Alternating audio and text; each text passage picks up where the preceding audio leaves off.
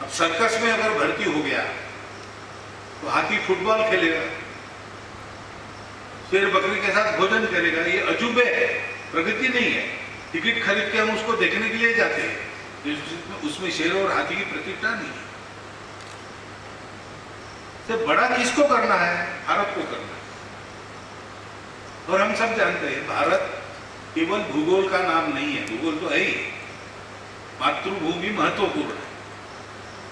वो मातृभूमि सुजल सुफल मलयज शीतल थी, इसलिए हम समृद्ध रहे। और चारों ओर से समुद्र वसना इस प्रकार की थी, पर्वत स्तन मंडले इस प्रकार का उसका वर्णन आता है। उन पर्वतों को लांघकर सागर को पार करके अंदर कोई आ नहीं सकता था उन दिनों में, इसलिए हम सुरक्षित भी थे। हमको समृद्धि मिली, सुरक्षा मिली, तो फुर्सत भी मिली। ये दुनिया ने जहां खोजना बंद किया वहां हमने खोजना जारी रखा। सुख की खोज में दुनिया बाहर खोजते खोजते रुक गई, बाहर कुछ मिला नहीं तो जो है ऐसा ही है, इसी में जीना है, ऐसा मान कर वो चले। हम लोगों ने कहा बाहर नहीं मिला तो अंदर खोजते हैं। तो शाश्वत सुख का निधान और संपूर्ण सृष्टि के एकत्व का रहस्य हमारे हाथ में आया, और तब से हमारे सारे जीवन की रचना उसी सूत्र के आधार पर हमने की। जो कुछ विचार हमने किया, आस्तिक हो या नास्तिक, भारत भूमि से निकला हुआ हर विचार संपूर्ण अस्तित्व की एकता पर आधारित विचार होता है।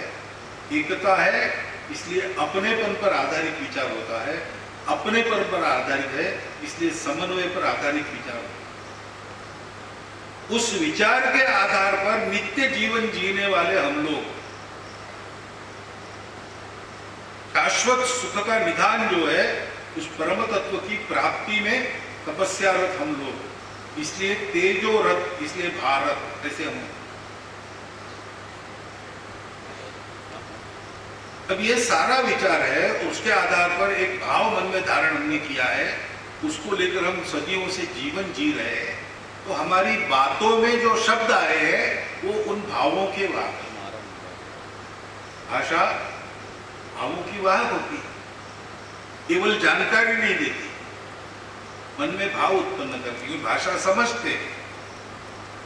समझते तब है जब आप जिस भाव से बोल रहे हो उसी भाव को मैं मन में धारण करता।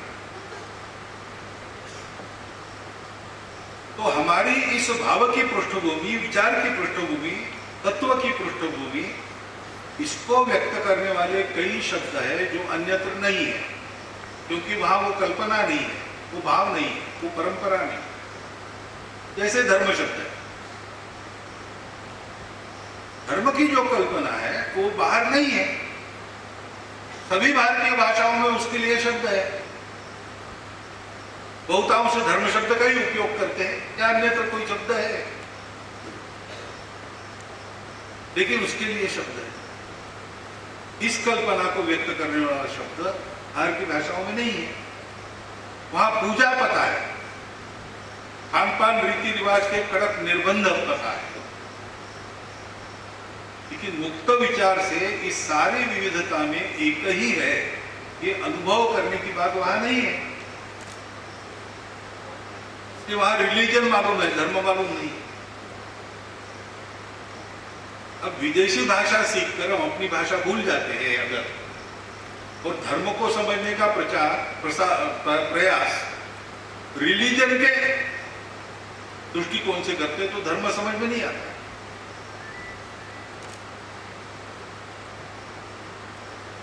और इसलिए भारत को जीवित रखना है पहले अपने अंदर। भारत को बड़ा करना है तो भारत को जानना है, और भारत जाने हुए भारत को हम मान सके, इसलिए भारत बनना है स्वयं। उस भावशील व्यक्तित्व का निर्माण अपने अंदर करना है, और इसलिए भाषाओं का महत्व है, स्वभाषा का महत्व। पंच परिवर्तन में स्वबोध है, उसमें नित्य आचरण के 6 सरल विषय है: भाषा, भूषा, भजन, भोजन, भवन और भ्रमण। अपने घर के अंदर ये पांच बातें अपनी होनी चाहिए। हम अपने घर में रहते हैं, अपनी भाषा को बोल सकना चाहिए, पर नहीं मिलता।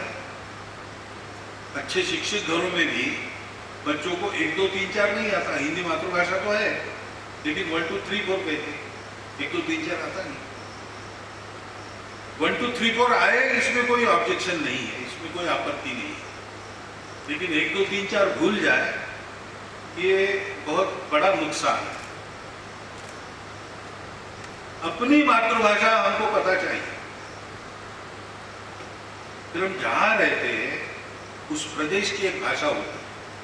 यहाँ भाषाओं की विविधता है, सभी संस्कृतोद्भव है, परंतु विविधता तो है, होता ही है।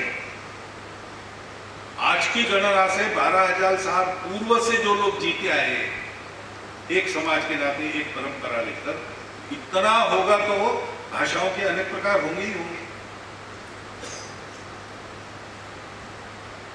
हिंदी हम कहते हैं, हिंदी की कितनी बोलियां है? 38 बोलियां ऐसा मैंने पढ़ा है, नहीं याद है मुझे। अब उसमें से भोजपुरी कह रहे हम अलग भाषा है, मैथिली वाले कह रहे हम अलग भाषा है। तो जैसे जैसे समय जाता है, मराठी भाषा यहाँ चलती है महाराष्ट्र में, लेकिन आप पूना में जाएंगे तो वहाँ की मराठी अलग है, नागपुर की मराठी अलग है, और कभी कभी इतनी अलग जो हो जाती है कि समझ नहीं सकते, एक ही मराठा भाषा होगी, ये होता है। इसलिए इतनी सारी हमारी भाषा हो गई एक संस्कृत से, परंतु भाषा अलग अलग है तो भी एक ही भाव लेकर चलने वाली भाषा। उस भाव को समझना है तो उस भाषा को सीखना पड़ेगा। मेरी भाषा मैं जानता हूं और यहाँ की भाषा मैं जानता हूं, तो मेरे ध्यान में अनायास ही दोनों के शब्द अलग है, लेकिन दोनों का भाव एक है, ये बात आती है। अपने देश में बाजार में एक पद्धति है, आप 100 आम खरीदो तो 5 आम ऊपर से मिलते। 100 आम का मानो 100 रुपया है, गिन के आप रुपया देते हो, वो गिन के आम भरता है, लेकिन गिनती के बाद 5 आम ऊपर से डाल देता है। ये और कहीं नहीं है। जो परंपरागत भारत था, जिसको अखंड भारत कहते, भूगोल की भाषा में इंडो ईरानियन प्लेट कहते, उसमें सर्वत्र ये पद्धति है। जो भारतीय भाषा है उनमें सब में इसके लिए कुछ ना कुछ शब्द है। बाजार में जाएंगे, 20 रुपये कोई सब्जी खरीदेंगे, थोड़ी सी हरी धनिया तो 2-3 मिर्ची इसमें डाल देगा। अन्य भाषाओं में शब्द नहीं है, हमारे यहाँ ये चलते आया है परंपरा से, इसके लिए शब्द है, क्योंकि हमारा भाव ऐसा है कि मैं गिन के पैसे ले रहा हूं तो मुझे पूरा तोल के देना चाहिए, गलती से भी कम न जाए मेरे तरफ से, इसलिए मैं जानबूझकर थोड़ा ज्यादा दे देता हूं।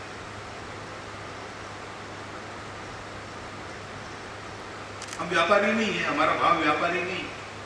व्यापारी देशों का भाव ऐसा होता है, और अंतर्राष्ट्रीय व्यापार से लेकर व्यक्तिगत व्यापार तक सर्वत्र अगर सस्ते में काम होता हो तो वो करते हैं।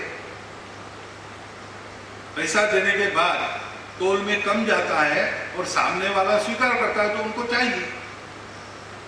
फिर हमारे यहाँ सामने वाला स्वीकार करने के बाद भी मेरा मन कहता है कम नहीं देना, तो मैं थोड़ा ज्यादा दे दे, ये भाव है। उसके लिए भारतीय भाषाओं में शब्द है, विदेशी भाषाओं में नहीं। अपनी भाषा, अपने प्रदेश की भाषा, और हम सब लोग आपस में बात कर सके, इसी को ये भारतीय भाषा, इनको जानना ही है। फिर आपको जो कोई दुनिया की भाषा जाननी है आप जान सकते। आप भाषा के विद्वान बनने के लिए अंग्रेजी, फ्रेंच, हिब्रू सब भाषा सीखें, लेकिन आपको भारतीय बनना है तो आपको भारत की ही भाषा सीखें।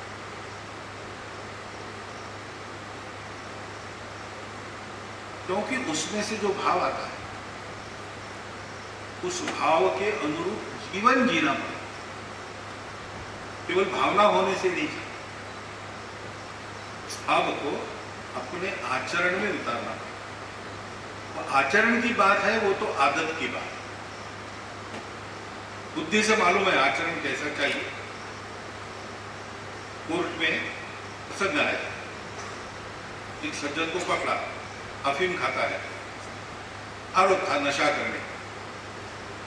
कोर्ट में खड़ा किया, वकील थे उसके, तो वकील तो तरह तरह के तर्क देकर गुनाह किया उसको भी छुड़वा लेते। वकील ने तर्क दिया